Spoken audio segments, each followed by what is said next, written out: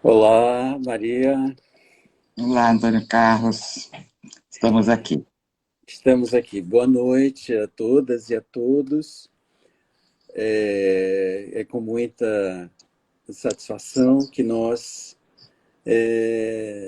damos início à primeira live da Associação Brasileira de Estudos do Século XVIII.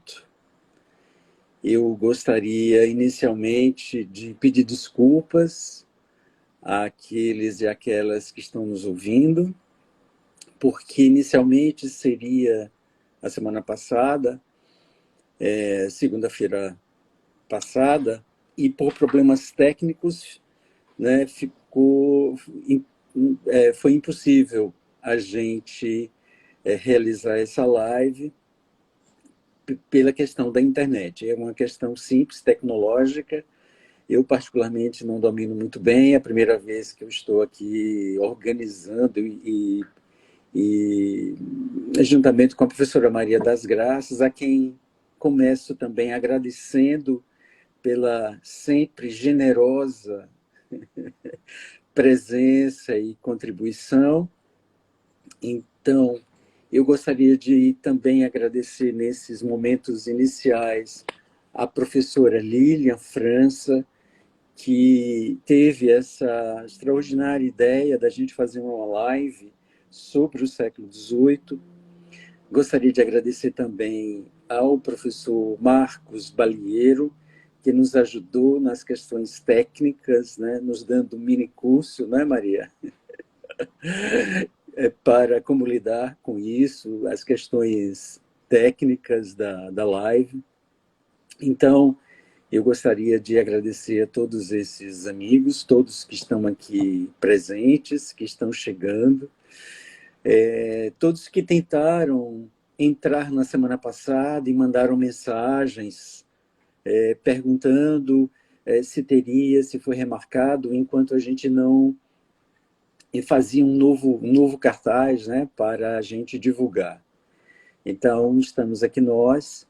Eu gostaria de antemão, de dizer que nós teremos uma atividade como essa uma vez por mês. Então, de tal modo que todos os meses nós teremos uma atividade diferente, sempre uma live de até 1 hora, abordando temas vinculados ao século XVIII e à nossa associação. Antes de eu passar a palavra para a professora Maria das Graças, eu gostaria de explicar para os jovens pesquisadores interessados na nossa associação o que é a ABES. A ABES é a Associação Brasileira de Estudos do Século XVIII. Ela foi fundada em 2014 e teve como a primeira presidenta a professora Maria das Graças, que está aqui conosco. Então, ela foi fundada e ela congrega estudos, pesquisadores de todas as áreas do conhecimento. Nós temos majoritariamente gente de filosofia, porque o núcleo duro, digamos assim, da formação vem da filosofia, mas a associação ela engloba, ela envolve todas as áreas do conhecimento, desde que haja um interesse pelo século das luzes. Eu gostaria de explicar também que o século das luzes não se concentra apenas no século XVIII. Ele tem um sentido largo do termo, um sentido bastante amplo, que vai desde o século XVII até o século XIX. Eu costumo dizer que nós aqui no Brasil, nós não tivemos século XVIII, o nosso XVIII é XIX. Né? É quando as coisas acontecem, é quando, enfim, Portugal decide efetivamente colonizar o Brasil no sentido mais profundo, né? Então, a nossa associação ela reúne pesquisadores de todas as regiões do país.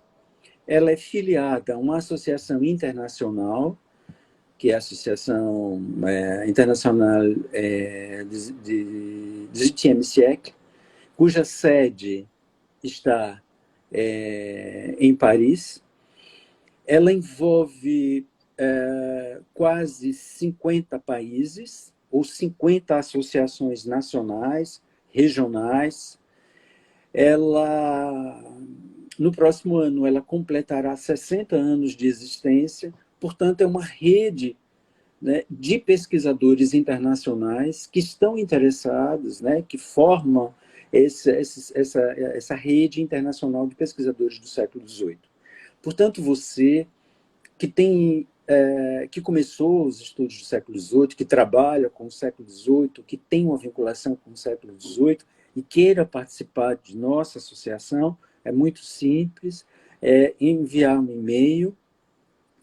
A nossa associação aceita mestrandos, doutorandos, doutores e pesquisadores, né, desde que seja doutores, no mínimo, né, quer dizer, no mínimo mestre, ou mestrando, mínimo mestrando, mestre, doutorando, doutores, né, e pagar, cada um pagar uma anuidade, sendo doutor R$ 100, sendo mestre R$ 50. Portanto, é um pagamento irrisório. O que nós fazemos? O que a associação faz? Então, a associação congrega esses pesquisadores, ela fomenta eventos, ela organiza eventos, ela colabora na publicação de livros, ela congrega esses pesquisadores, ela incentiva a participação em eventos internacionais, ela, por meio da ajuda da sociedade internacional, ela também financia jovens pesquisadores. Anualmente, a Associação Internacional reúne jovens pesquisadores, inclusive o edital está aberto, né, para jovens pesquisadores, se entendam, jovens doutores, pós-doutores, até 5 anos de doutorado. Podem participar e a Associação Internacional financia a estada, e esse ano vai ser, no próximo ano, desculpe, vai ser em Roma, né? E também, no próximo ano, haverá o grande congresso que acontece a cada 4 anos em Roma. Tá? No nosso site, nós temos, e nós já enviamos para os nossos associados, o link do site do próximo congresso, que será em Roma, como se inscrever, como participar, todas as informações estão lá. Tá? Então, insisto, se você estuda o século XVIII, tem interesse em participar da nossa associação, escreva-nos um e-mail, é muito simples, será muito bem-vinda, muito bem-vindo. Tá? Então, hoje, neste momento, nós vamos, então, começar com a primeira live da noite, ou seja, historicamente, da nossa associação, cujo tema é Por que estudar o século XVIII?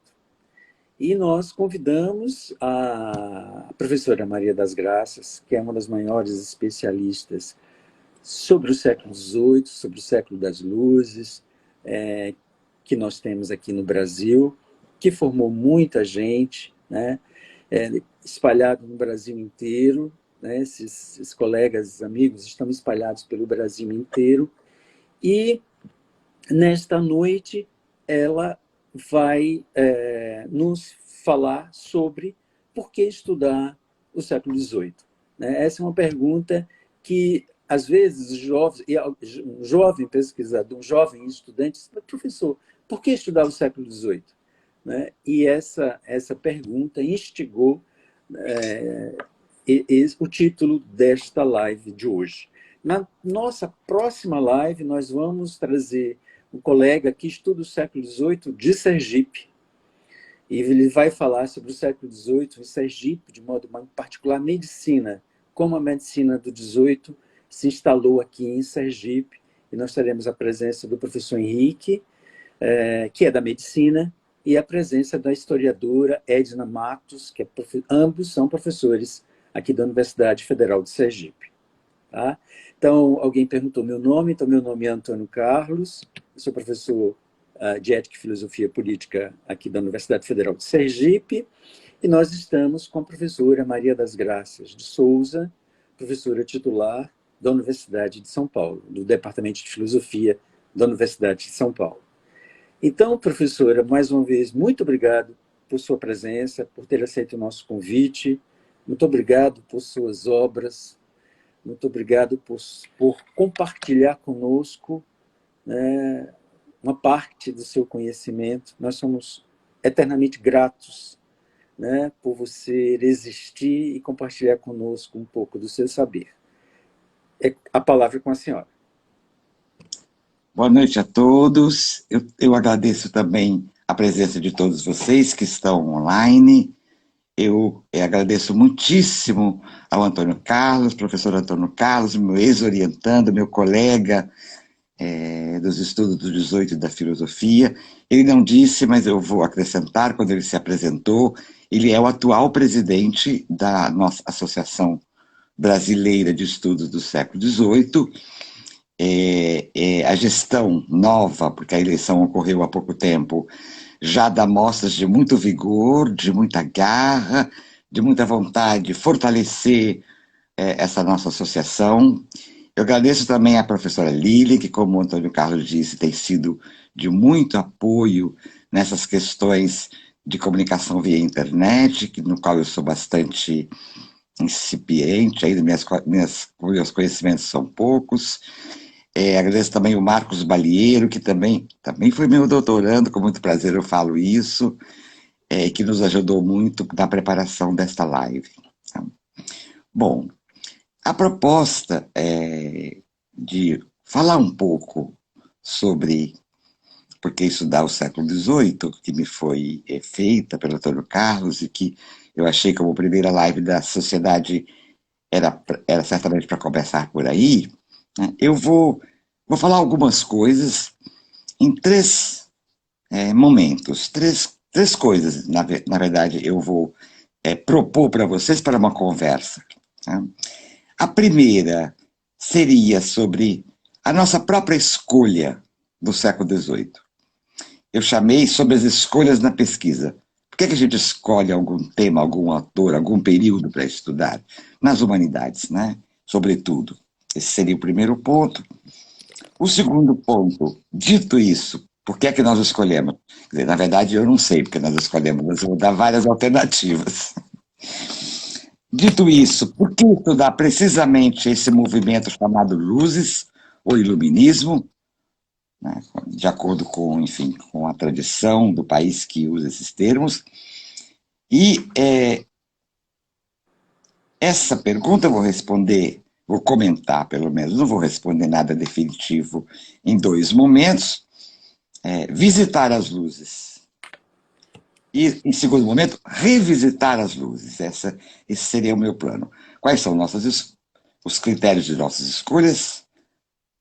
Por que estudar as luzes? Visitar as luzes. Terceiro ponto, revisitar as luzes.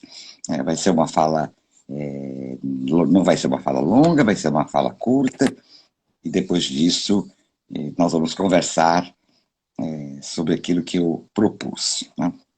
Bom, na verdade, eu mesma, pessoalmente, costumo pensar por que é que eu estudo o século XVIII, as luzes, né? Que eu comecei a trabalhar no início do meu mestrado. Penso com frequência. Né? Que critérios que nós usamos ao escolher um objeto de pesquisa? Um autor, um tema, um período da história das ideias? Que critérios são esses? É claro que esses critérios podem ser conscientes ou inconscientes.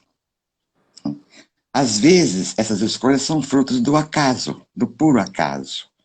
Por exemplo, um encontro com um professor ou uma professora que nos inspiraram, ou os livros que nós lemos durante a nossa formação, as leituras que fizemos.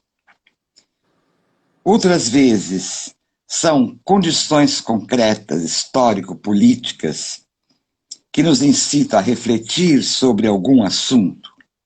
Condições do presente, que nos levam a refletir sobre algum assunto. Só dando um exemplo. Por que que, em plenos anos 70, durante a ditadura, floresceu, na Universidade de São Paulo, o estudo de Rousseau e do século XVIII? O Bento, o Salinas, o professor Milton, naquele momento. Porque era importante. Eu penso que naquele momento a escolha de Rousseau fazia todo sentido. Do regime autoritário é melhor a gente pensar na democracia. E Rousseau é um autor que inspira o ideal democrático, né? Então, são alternativas para responder essa questão do critério. Vocês certamente poderiam dizer outros critérios. E às vezes, esses critérios estão tudo junto e misturado. Não dá para distinguir bem o que determinou a nossa escolha. De qualquer maneira, supõe-se que nós, que estamos aqui, enfim, numa conversa sobre o século XVIII, temos interesse nele por alguma razão. Dito isso, então, por que estudar as luzes? Por que visitar esses pensadores, esses temas do iluminismo, para nós que somos das humanidades e mesmo para os outros que são das ciências? Porque também há o que dizer a respeito das ciências no século XVIII. Bom, primeiramente, há certamente um motivo mais geral que pode nos levar a estudar o século XVIII, porque é um período histórico de consolidação dos rumos da modernidade ocidental, não há dúvida, né? Tanto do ponto de vista da história mesmo, entendida como história dos acontecimentos, quanto do ponto de vista da história da cultura ou das ideias modernas. Então, é um ponto de consolidação da humanidade e que, enfim, de algum modo indica os rumos que o mundo ocidental vai tomar, né, na modernidade. Por exemplo, historicamente, é lá que se consolida a formação do Estado moderno, que vem sendo, enfim, progressivamente trabalhada desde, pelo menos, a Renascença, né? O início da industrialização, o desenvolvimento das ciências, a ruptura com as amarras da teologia, do pensamento teológico, ou a ruptura com a tradição chamada teológico-política. Tudo isso está ocorrendo lá. E, neste período, se estabelecem valores, conceitos, que ainda estão nos nossos discursos e nas nossas práticas. A igualdade, a questão da igualdade, a questão da liberdade, a questão da tolerância, dos direitos humanos, da escola pública. São coisas com as quais nós estamos ainda mexendo, que ainda não resolvemos inteiramente. E é lá que o discurso filosófico, literário, político, científico está envolvido com essas questões. É lá que esses conceitos são, enfim, examinados, discutidos, aceitos, rejeitados por esses que nós chamamos os filósofos, para pensar apenas no lado francês do iluminismo. Então, esse legado nos interessa, portanto, para compreender o nosso mundo contemporâneo. É o legado que é um momento particular da formação da modernidade que vai dar origem ao nosso próprio tempo, né? Eu queria dizer é que a gente não vai fazer, nós não devemos fazer tábula rasa da tradição. Vamos visitar esse legado. Vamos visitar esse legado. Deste ponto de vista, os pensadores iluministas nos oferecem um banquete. Vamos nos sentar à mesa com eles. Sentemos-nos à mesa com eles. Por exemplo, com Montesquieu, importante para a compreensão da tradição republicana, importante pela comparação entre os regimes políticos, importante pela questão da tolerância, que, aliás, é um dos temas de preferência do professor Antônio Carlos, ao estudar Locke e Montesquieu. Vamos nos sentar à mesa com Rousseau, para ver a crítica que ele faz da desigualdade de condições nas sociedades modernas, ou com Voltaire, e a crítica dos fanatismos, da superstição, o apelo à tolerância. Estarão lá também nesta mesa Diderot e os enciclopedistas, mostrando a importância da produção do conhecimento e da difusão dos saberes para o processo de emancipação dos povos. Ou ainda Condorcet, o mais novo dos iluministas franceses, e a questão da educação pública. Bom, eu cito um pouco os franceses por vício de ofício, porque enfim, é o espaço do iluminismo que eu tenho trabalhado. Mas esses temas são facilmente encontrados entre os pensadores ingleses do 18, os alemães, entre os pensadores portugueses do 18. E esses temas são tratados com maior ou menor ênfase, segundo os países, segundo avançam os acontecimentos do século. O século vai chegar, enfim, num evento particularmente importante, polêmico, que é a Revolução Francesa. E os temas, eles vão sendo desenvolvidos com maior ou maior ênfase à medida que o século avança, à medida que ele avança. Né? É claro que vocês podem acrescentar outros autores de predileção das luzes, ingleses, alemães, portugueses, né? Que vocês podem acrescentar a esta mesa, esse banquete, como eu chamei, né? Outros autores, né?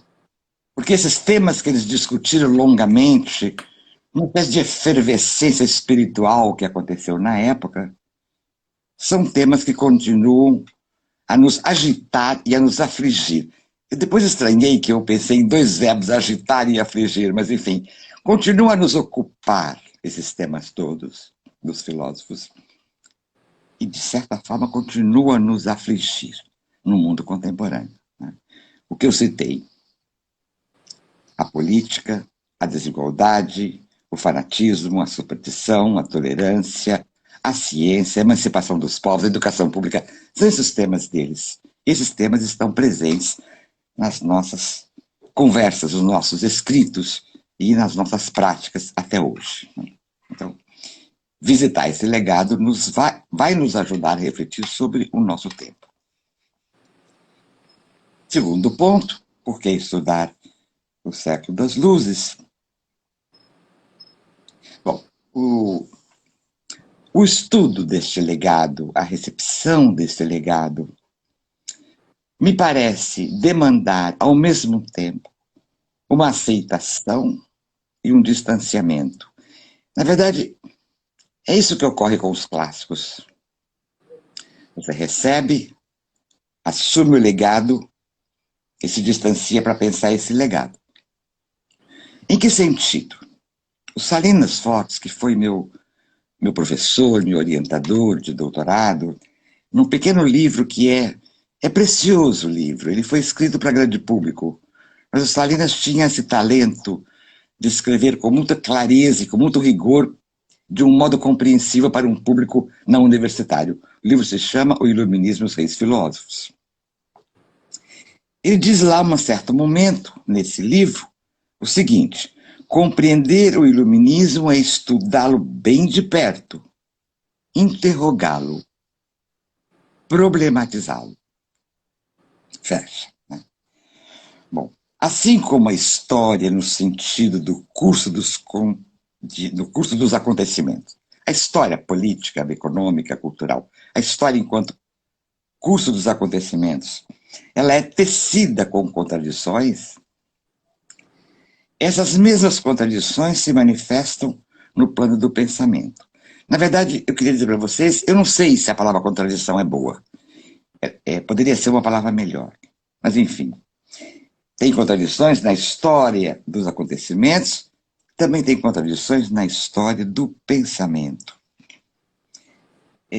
Nós que estudamos as luzes não devemos temer enfrentar essas dificuldades, para não dizer contradições. Não devemos temer. A professora Mariana Chauí disse uma vez o seguinte: ela estava falando da filosofia, mas eu penso estender isso para toda a produção de pensamento. As produções de pensamento são, ao mesmo tempo, constituídas e constitutivas de uma época. Quer dizer, há um movimento da época para o pensamento. O pensamento é produzido numa certa época, mas uma vez produzido, ele é constitutivo da época, ele já é parte da época. É constituído e constitutivo ao mesmo tempo. Constitutivo e constituído de uma época. o pensamento. Ora, eu falava em contradições, que depois acho que eu devo encontrar um termo melhor, na falta de uma palavra melhor. E aqui, para a nossa conversa, eu gostaria de citar 3 temas, que são temas difíceis e são polêmicos, né, e para os quais também não tenho nenhuma solução. Não tenho nenhuma solução. Seguindo o conselho do Salinas, é preciso ler muito bem e depois interrogar, né? Nós podemos fazer, eu vou fazer agora 3 interrogações a respeito dessas dificuldades. Bom, de um modo geral, os filósofos das luzes, todos eles afirmam universalmente que todos os homens são iguais, né? Por natureza. A partir desse princípio, que também está em Locke e está em Hobbes, no século anterior, que é o princípio da modernidade, da igualdade entre todos os homens, bom, há os que dizem que a igualdade de condições é impossível. Voltaire acha isso, que é difícil que a igualdade de condições seja possível das sociedades. Mas, enfim, ele não nega o princípio da igualdade natural entre todos os homens. Esse princípio universal, aliás, é o tema do belo livro do Vinícius, da igualdade, né? A paixão pela igualdade, presente nos discursos dos filósofos e outros escritores, precisa ser confrontada com a exclusão desta condição de igualdade no caso dos escravizados. Todos os homens são livres, mas os escravos não são. E, contudo, eles são homens. Então tem aí um problema. O século francês, o século XVIII, como nós sabemos, de um modo geral na Europa, foi a grande era do chamado comércio triangular, África, Europa, América, ou o comércio atlântico, que era o comércio de escravos, de escravizados, desculpe, destinados à escravidão nas colônias. O que nossos filósofos escreveram sobre isso? É preciso ver, é preciso olhar, é preciso ler. E há muitos silêncios, há muitos silêncios. E é uma questão a ser enfrentada. Eles escreveram a questão dos povos indígenas, que também é uma questão da modernidade. Às vezes me parece, pelo que eu conheço dos autores do século XVIII, que o olhar dirigido pelos filósofos às populações indígenas da América é mais lúcido do que o olhar dirigido aos escravizados africanos. Me parece. Todos eles leram o ensaio de Montaigne intitulado Dos Canibais. Todos leram o Bartolomeu de las Casas, que escreveu a história da destruição dos indígenas do Peru. Então, no caso dos indígenas, o silêncio é menor. E as opiniões são um pouco mais lúcidas, menos complicadas, pelo menos, como no caso dos africanos escravizados. Terceiro ponto, também polêmico. O que os filósofos escreveram sobre as mulheres? Não há como deixar de falar disso, neste momento em que a causa da emancipação das mulheres não pode ser evitada, né? Há muita coisa escrita, há muita bibliografia boa, também há de má qualidade, mas há muita bibliografia boa sobre a questão das mulheres, e muitas, eu digo muitas, são sobretudo as mulheres, que são estudiosas do século XVIII, e que nós conhecemos nos congressos, nos encontros, nos colóquios, estão trabalhando para interpretar esses textos. Seja o texto de Rousseau sobre as mulheres no Emílio, seja o que outros filósofos disseram sobre as mulheres. Bom, o que nós vamos fazer com esses textos? O que nós vamos fazer com esses textos? Como pesquisa, não como ativismo, como pesquisa. Será que basta recorrer ao contexto cultural da época para dizer, bom, os filósofos cedem os preconceitos da sua época, está explicado. Será que isso nos basta? Por onde a gente vai? Então, esses 3 pontos que eu apresentei aqui, a questão da igualdade confrontada com a questão da escravidão, os escravos não são iguais e, portanto, são homens, e contudo são homens. A questão dos povos indígenas no texto dos filósofos, me parece que lá, seja que eles tenham sido levados bom, enfim, pelos relatos de viagem, né, por esse imaginário da natureza e do bom selvagem, que é um tema que perpassa o século, por alguma razão, né, tendo lido Montaigne e Las Casas, parece que o silêncio é menor e as posições são um pouco mais claras, menos complicadas. E a questão dos textos desses filósofos sobre as mulheres, que eu confesso, são difíceis para ler hoje, para nós mulheres. Difíceis. Muitas estão fazendo e enfrentando esta bibliografia, né? Essas fontes, por assim dizer. Né? A minha pergunta é se que recorrer ao contexto basta, dizer, não, são os preconceitos da época.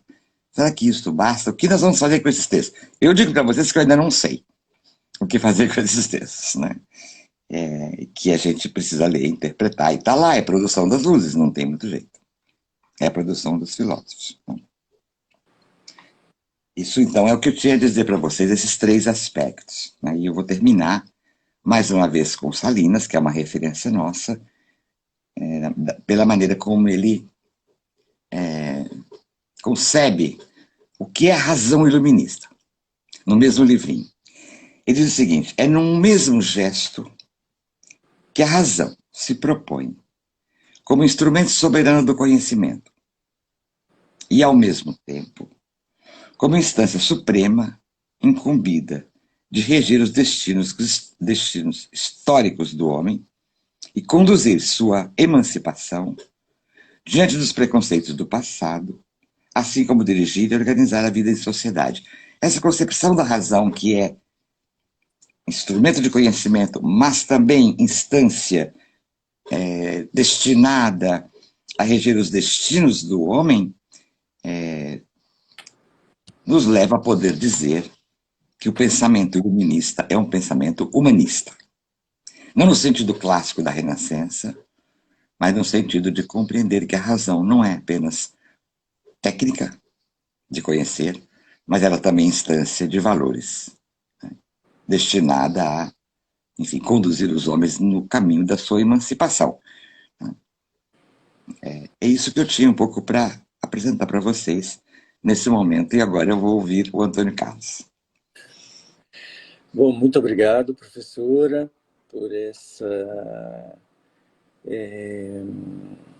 por essa exposição tão rica, né, que nos dá a pensar. Né?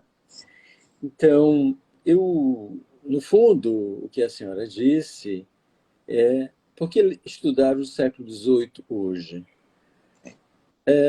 Porque é a base da modernidade. Né? Os grandes temas a partir dos quais, ou com os quais nós lidamos hoje, esses temas estão na modernidade, como tolerância, como direitos humanos, né?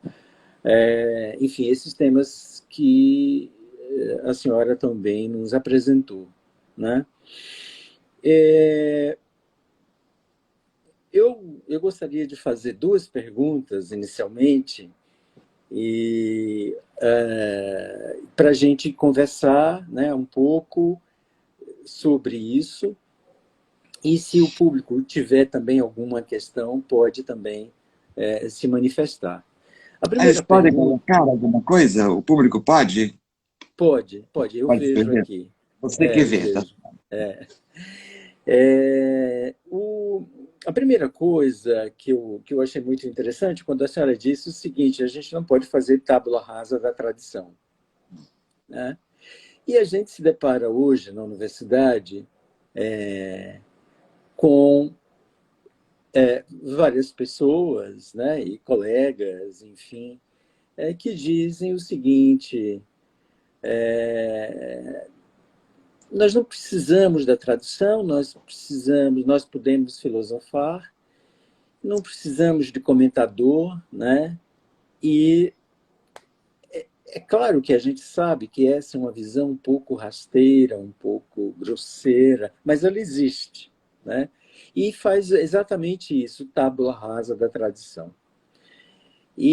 Sobretudo, essa tradição voltada de modo muito particular para o século XVIII. O que a senhora diria, então, para uma criatura como essa, que faz tábula rasa da tradição do século XVIII? Essa é a primeira pergunta. Eu acho melhor fazer a pergunta por partes, né?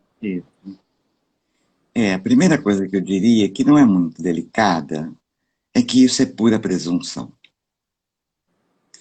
É a presunção de imaginar que você está inventando a roda, que agora é tudo novo e que você está criando uma coisa absolutamente inédita. Isso não é verdadeiro.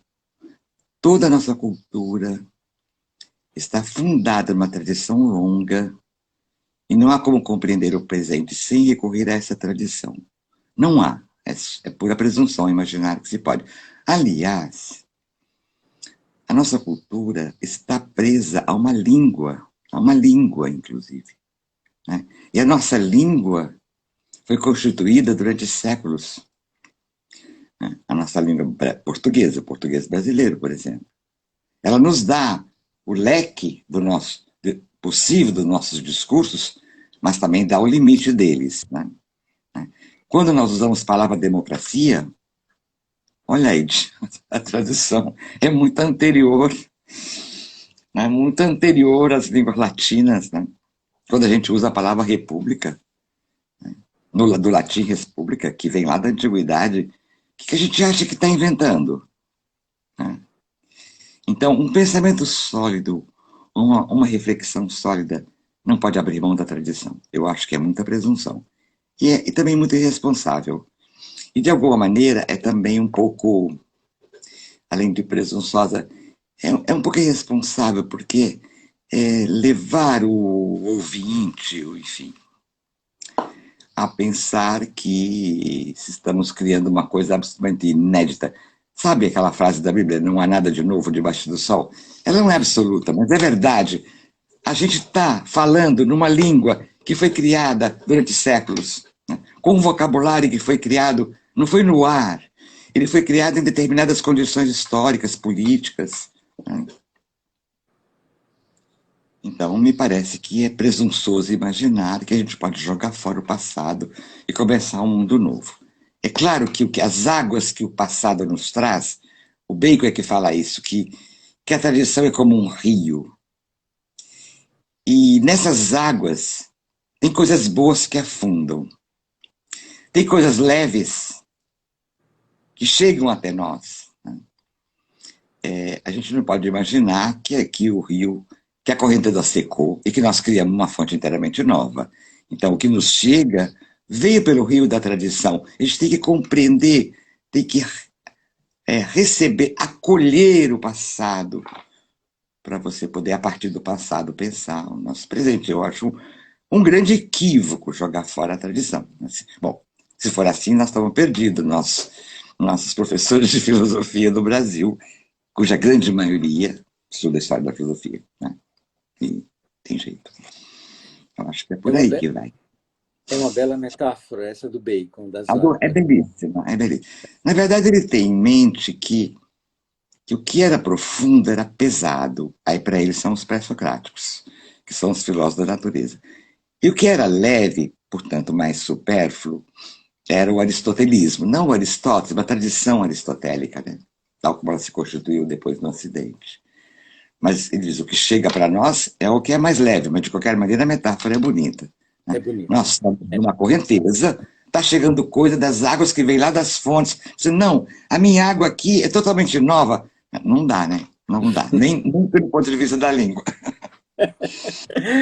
Excelente. Professora, dentro dessa perspectiva, dessa mesma perspectiva da tradição, a senhora apresentou mesmo essas três, vamos dizer, esses três aspectos delicados que as luzes lidaram, mas que também há silêncios, há contradições, né, que são os temas da escravidão, dos índios e das mulheres.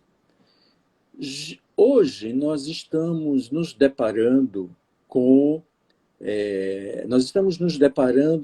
uma espécie de revisionismo dessa tradição e por vezes, há uma espécie de caças às bruxas, né? Em torno desses autores da modernidade, de modo muito particular dos autores das luzes, que ou falaram sobre a escravidão, mas de uma forma equivocada, ou que têm expressões mal postas, ou que, enfim, ou sobre as mulheres, ou opiniões sobre as mulheres que hoje não seriam politicamente corretos. E dentro dessa perspectiva, há quem trabalhe esses textos desses autores pegando apenas trechos, né? Trechos desconexos, descontextualizados, e taxar, né? Fulano é racista, Beltrano é machista, Cicrano é misógino. Eu sei que a senhora falou, né, um pouco sobre isso, que não tem respostas, mas o que a senhora diria para as pessoas que estão interessadas neste debate, mas que estão em vias de seguir uma trilha que talvez seja de águas pantanosas, para a gente ficar na metáfora das águas? O que a senhora sugeriria para que possamos fazer bons trabalhos filosóficos sem cair nessa armadilha de leituras um tanto superficiais ou leituras que caem também numa espécie de preconceito, né? É a O que a cultura do senhora diria? cancelamento. É a cultura do cancelamento. Esse aí é racista, não se lê mais.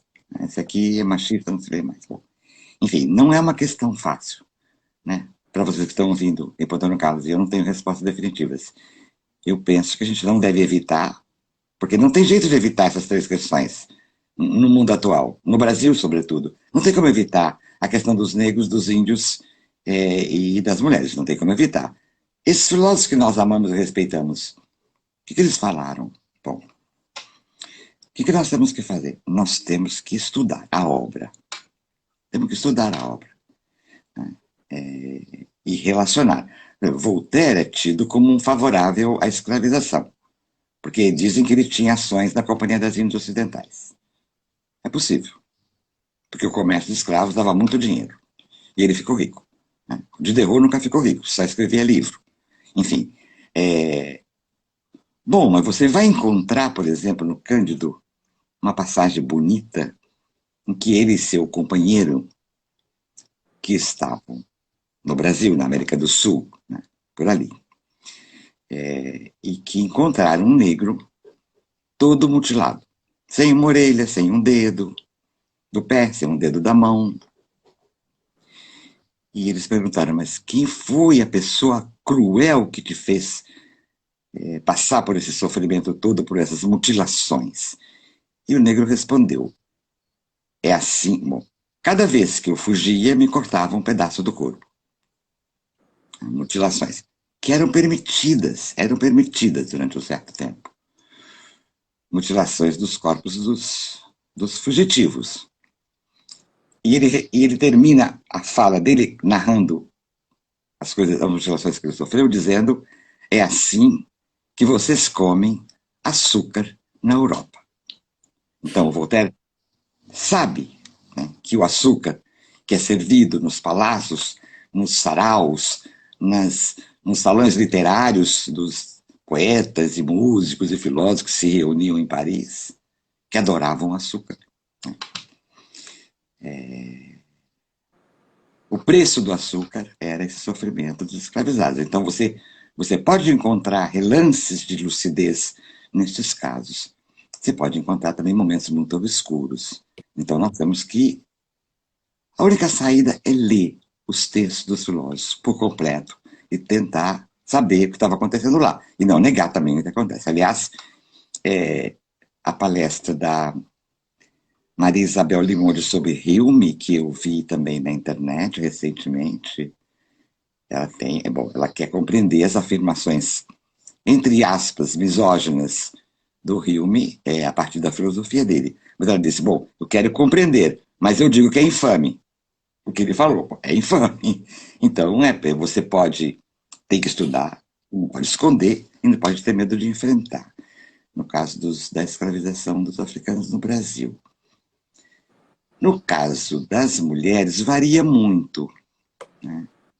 Varia muito. Em geral, os textos dos médicos são impossíveis de ler, é muito difícil.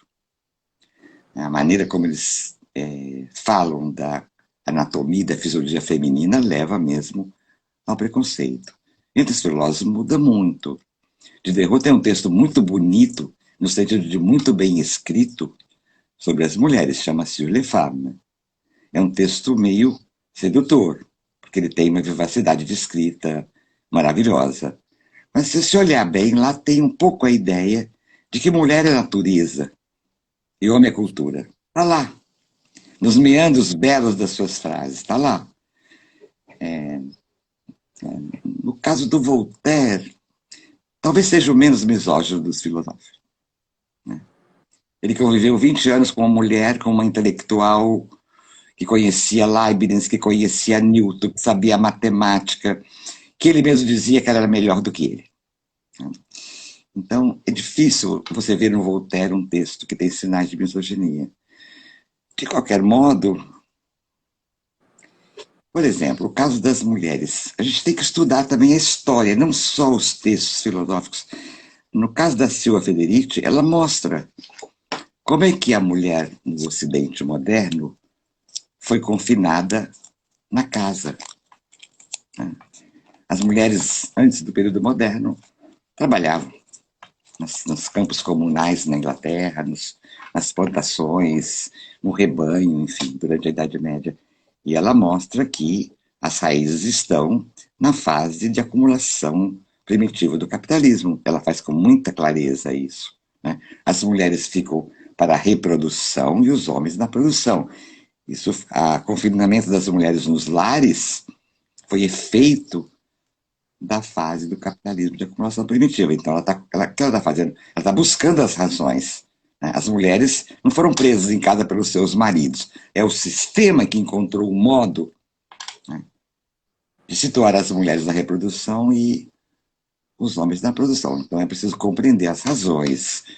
E aí não basta ler filosofia, é preciso ler a história econômica, a política e assim por diante. Né? Então, o nosso esforço é grande, porque as mulheres que escreveram são raras, elas são da elite, porque no povo todo mundo era analfabeto, né? Elas são da elite, e tiveram dificuldades, mesmo sendo da elite. Né? E alfabetizadas, e instruídas, assim por diante. Por exemplo, a Olympe de Gouges, que é uma dramaturga do século XVIII, que escrevia tragédias, comédias, assim como Voltaire e Diderot escreviam para o teatro. Ela escreveu uma peça que era sobre a escravização dos negros.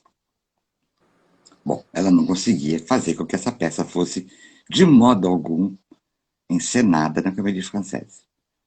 Porque quem decidia se a peça ia entrar ou não no programa do teatro eram os atores, e eles não aceitavam, ela era mulher.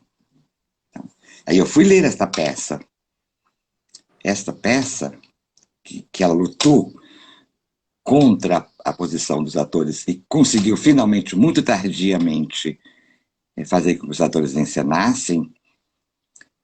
Curiosamente, ela é uma peça que tem traços também não de racismo, porque essa palavra não existe lá, sabe, nesse momento, só existe a palavra raça. A palavra racismo é do 19. Essa peça é uma peça, ela não é radical contra a escravização, sabe? Ela é uma peça que a gente chamaria de humanitária. É contra os abusos e contra a violência, mas não põe em causa o princípio da escravização, não põe. Então, é uma espécie de apelo aos senhores de escravos que sejam compassivos, que tratem bem, que não maltratem, que não usem de violência. É um pouco isso, né? Então, mesmo as mulheres estavam nas malhas do seu tempo, mesmo essas mulheres. Então, não é um assunto fácil, né? O que eu aconselho, que é o que eu estou fazendo, é ler textos que eu nunca li antes. Você pega o Rousseau, você lê o segundo discurso e o contrato. Né? Ou você pega o Emílio e lê o livro quarto e não vai no livro quinto. Não pode fazer isso, tem que enfrentar. Eu não sei como nós vamos enfrentar, mas um dos caminhos é estudar para valer os textos na sua completude. Tem que ler, né? E tem que apontar o que está escrito lá. É conhecimento sobre este século contraditório. No fundo, não é que a filosofia é contraditória, é que a história é contraditória. Né? A própria história, como ela ocorre. E o pensamento, enfim, está emaranhado nessas redes dos acontecimentos. Me parece que é isso que a gente tem que compreender. Mas eu avanço, que eu não tenho solução para essas questões.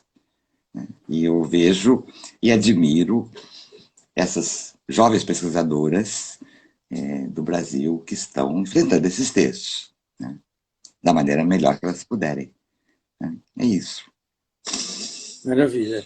Professora, de fato, o século XVIII tem aí essas tensões, né?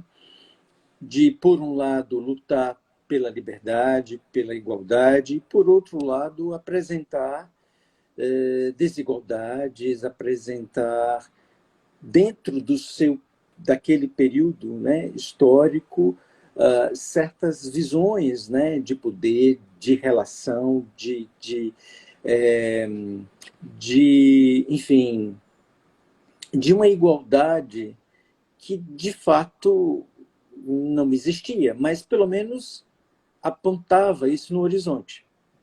Né?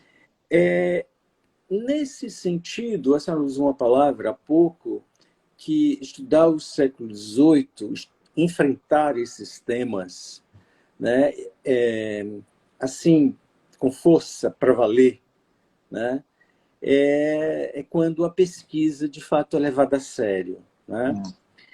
E aí a senhora falou muito rapidamente, não é cair no ativismo.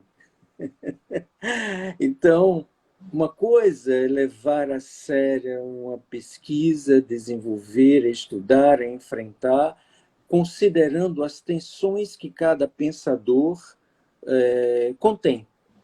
Uma outra coisa é a gente cair num certo ativismo.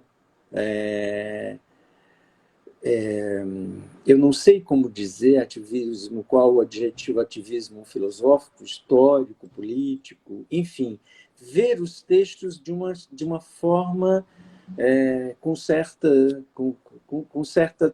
uma outra teleologia, com outro fim, digamos assim.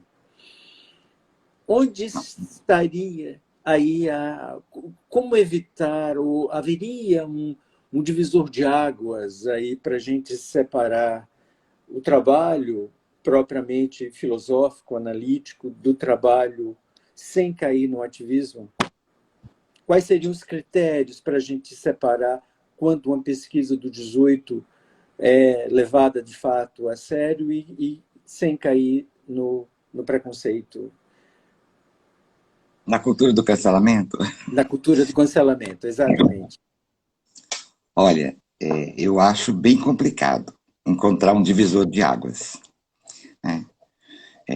Eu acho que é diferente uma militância política de uma investigação, enfim, de história da filosofia ou de história do pensamento. Os instrumentos são outros.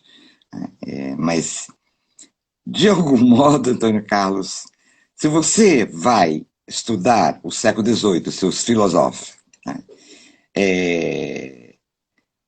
E você está interessada em discutir questões que dizem respeito a práticas políticas, a práticas de poder, né? Isso de alguma forma também é um certo ativismo na escolha do tema. Então é difícil dizer, né? O que eu acho que eu sou realmente implicada é quando você abandona, o autor diz, não dá, ele é misógino, não dá, ele é racista, vamos apagar. Não pode fazer isso, né? A tradição chega e as águas são turbulentas, e você nada nelas, né? Não pode recusar, tem que ir lá. Senão eu estaria, enfim, contrário ao meu princípio, que não se pode fazer tábula rasa e achar que está inventando a roda, né? Mas é difícil distinguir. Porque, por exemplo, para o Voltaire, a escrita é ação política.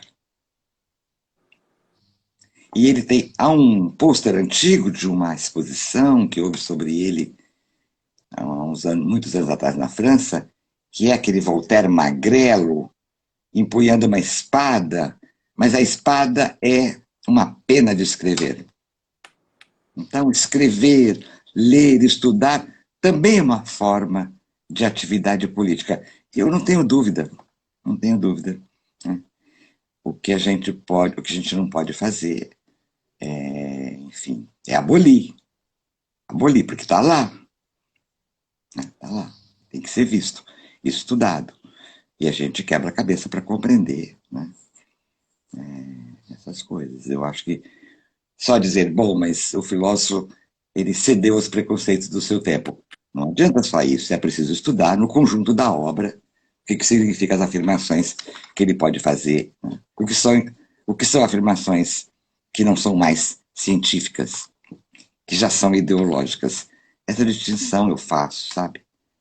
A Hannah Arendt mesmo diz que há conceitos que nascem nos meios científicos e depois derrapam para a ideologia. Isso se vê claramente nos textos dos naturalistas. No caso da noção de raça, por exemplo.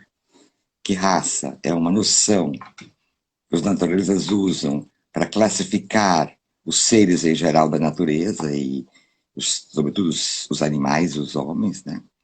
Então é uma noção, é um instrumento de estudo, de descrição na história natural das várias espécies de animais e de seres humanos, mas, de repente, eles fazem a hierarquização das raças, não é?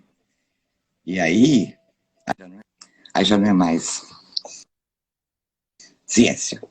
Aí se escorrega para a ideologia. Que é uma coisa, eu vou dizer, bom, há tantas raças da espécie humana e descrevê-las. Outra coisa é você dizer, bom, mas a Europa branca é a primeira e a melhor. Aí já não é mais ciência. É. É Maria, difícil muitas coisas. infelizmente nosso tempo está acabando. A gente falta Que um pena, pouco mais de um minuto, eu falei demais. um pouco mais de um minuto para a gente acabar. A gente agradece muito, muito, mais uma vez eu agradeço você por ter aceito o nosso convite. Agradeço a todos que estão aqui nos ouvindo. Nos próximos dias nós vamos divulgar a nossa próxima live e eu espero Tá que bom. vocês possam continuar a nos seguir. Um Muito minuto, Maria. obrigado a todos. Alguém escreveu uma Isso. coisa aqui, Antônio Carlos. Mais Foi, evoluídos do nosso século, ele disse que não as vai luzes dar estão tempo. se apagando. Ele falou as luzes estão se apagando. Não sei quem é que escreveu, não dá para eu reconhecer. Mas muito obrigado, viu, Maria, mais uma Obrigado a vez. você, Antônio Carlos. Eu estranhei você me chamar de senhora, mas numa sessão A pública, formalidade. exatamente. Eu não te chamei de Antônio de Toninho, mas enfim. Tchau, gente. Tchau, tchau. Obrigado, boa noite. Boa noite.